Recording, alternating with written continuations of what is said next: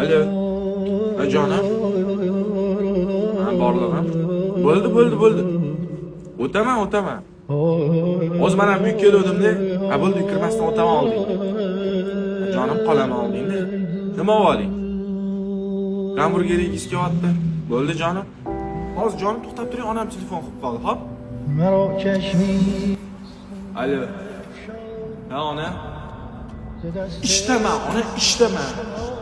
Bugun bora olmayman uyga. Telefon qilib jonimga tegib ketdinglar, ona. Ertalabdan kechgacha telefon qilasan.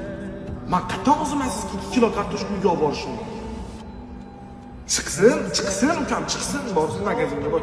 Ertalab pul berib ketdim-ku. Mana shunaqa rasxod qilaverasizlar, ha? Yo'q, men bormayman. Hozir qizing bilan gaplashyapsan-da. Jonim gamburgini yo'qsa, xo'p, hozir borib beraman do'st. Onajon ishni 2 og'iz. Bu narsa obchi bolam. Menga qara, aql o'rgatma, o'zim ham bilaman. Ko'p gapirishda bo'lmayapti bu yoqda. Prosta ozgina mas'uliyatni his qilgan domman. Uka yosh boshi bilan uyga ikkita non olib kiryapti. Sen nima qilyapsan? Topgan pulingni shimaralarga tashyapsan. Og'ayni yaxshilik bilan tugamaydi bu. Ko'zingni ochgin. To'g'risimi, ko'zingni ochgin. Men O'zing bilasan, og'ayni charchaman. Qo'yib qolmadim lekin sen.